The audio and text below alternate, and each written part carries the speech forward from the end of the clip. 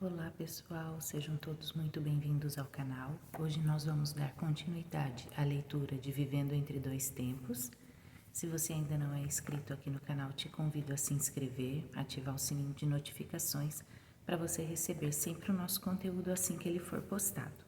Então vamos dar a continuidade ao capítulo 1, ou a lei ou o evangelho.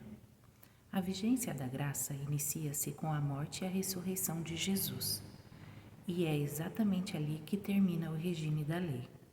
O ponto de referência da relação ética não é mais a obediência legalista como condição para a salvação, mas a aceitação de Cristo com as boas obras como fruto da salvação, ou a rejeição de Cristo e uma vida infrutífera.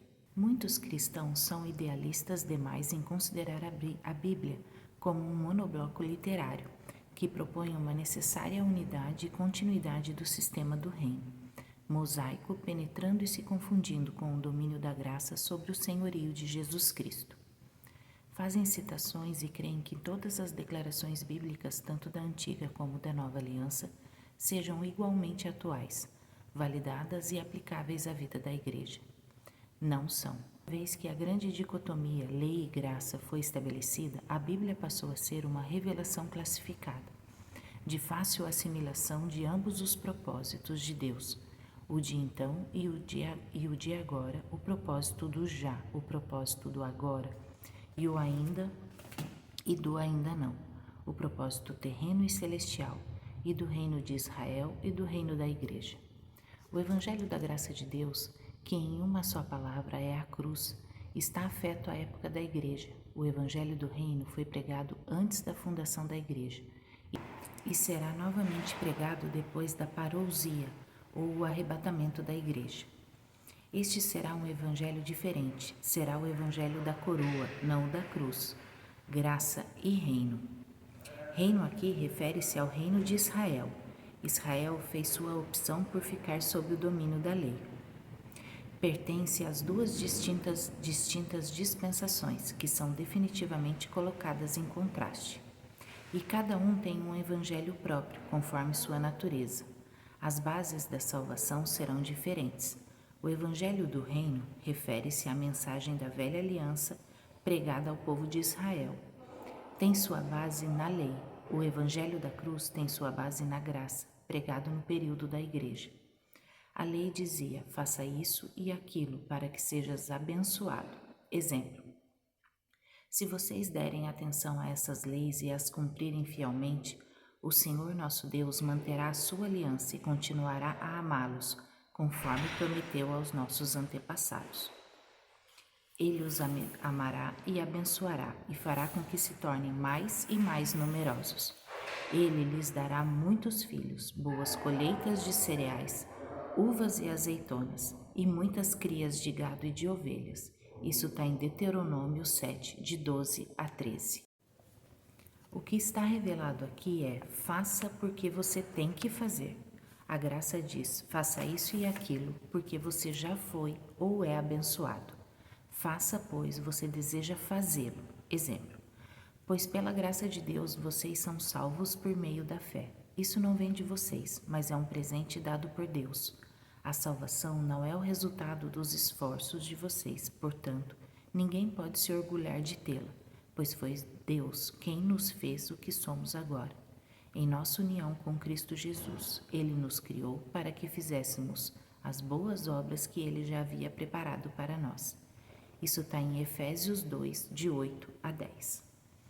Esse faça para que é uma condicional, esse faça porque é uma consequência. O motivo eu tenho que fazer nunca produz santificação genuína. Na realidade, o que tal motivação faz é agitar o pecado e produzir mais culpa. Somente crendo que somos libertos da lei com sua exigência, faça para que, podemos nós iniciar o processo de santificação de acordo com o plano de Deus, e assim poderemos alcançar o favor divino.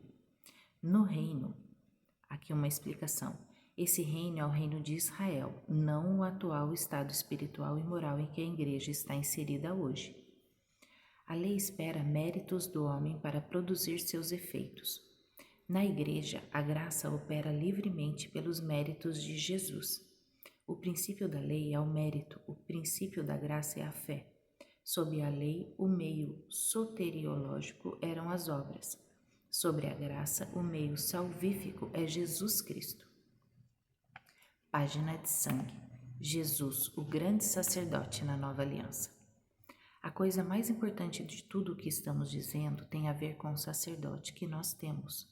Ele é o grande sacerdote que está sentado no céu, do lado direito do trono de Deus, o Todo-Poderoso. Ele faz o seu serviço, exerce o seu sacerdócio. No lugar santíssimo, na verdadeira tenda que foi armada pelo Senhor e não por seres humanos.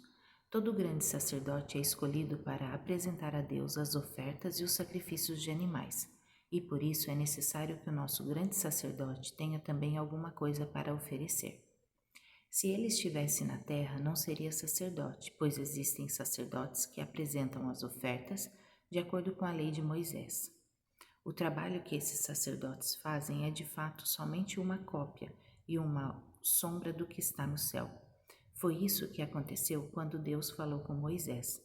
Quando Moisés estava para construir a tenda, Deus disse: "Tenha cuidado para fazer tudo de acordo com o modelo que eu lhe mostrei no monte." Mas, de fato, Jesus foi encarregado de um serviço sacerdotal, que é superior ao dos sacerdotes, pois a aliança que ele conseguiu é melhor porque ela se baseia em promessas de coisas melhores. Pois, se a primeira aliança tivesse sido perfeita, não seria necessária uma nova aliança. Mas Deus vê o seu povo é culpado e diz. Isso está em Jeremias 31, de 31 a 34. Então, mas Deus vê o seu povo é culpado e diz: Está chegando o tempo, diz o Senhor, em que farei uma nova aliança com o povo de Israel e com o povo de Judá. Essa aliança não será como aquela que eu fiz com os antepassados deles no dia em que os peguei pela mão e os tirei da terra do Egito. Não foram fiéis à aliança que fiz com eles e por isso, diz o Senhor, eu os desprezei. Quando esse tempo chegar, diz o Senhor, farei com o povo de Israel essa aliança. Eu porei as minhas leis na mente deles e no coração deles as escreverei. Eu serei o Deus deles e eles serão o meu povo. Ninguém vai precisar ensinar o seu patrício nem o seu parente, dizendo, procure conhecer o Senhor, porque todos me conhecerão, tanto as pessoas mais humildes como as mais importantes. Pois eu perdoarei os seus pecados e nunca mais lembrarei das suas maldades. E quando Deus fala da nova aliança é porque ele já tornou velha a primeira. E o que está ficando velho e gasto vai desaparecer logo. Isso está em Hebreus 8, de 1 a 13. Então a gente termina aqui o primeiro capítulo, ou a lei, o evangelho. Então vamos recapitular, né? Então a lei era o Antigo Testamento, o evangelho, a graça, é o Novo Testamento. Eles se completam, porém, no Antigo Testamento foi passado para Moisés os 10 mandamentos. Na Nova Aliança, Jesus nos traz 2 grandes mandamentos. Vamos relembrar que é amar a Deus sobre todas as coisas e o próximo como a você mesmo. Jesus nos convida aqui a viver um tempo de graça, um tempo de confiança, um tempo de amor. Então, meus irmãos, eu vejo que vale uma reflexão sobre a lei, o evangelho, a obediência, o amor, o respeito. É isso que o nosso Senhor Jesus espera de nós, que a gente ame o nosso irmão como a nós mesmos, que a gente não faça a ele aquilo que a gente não gostaria que fosse feito para nós. Desejo uma abençoada semana, até quinta-feira, onde a gente dará início ao 2º capítulo deste livro tão especial. Até a próxima!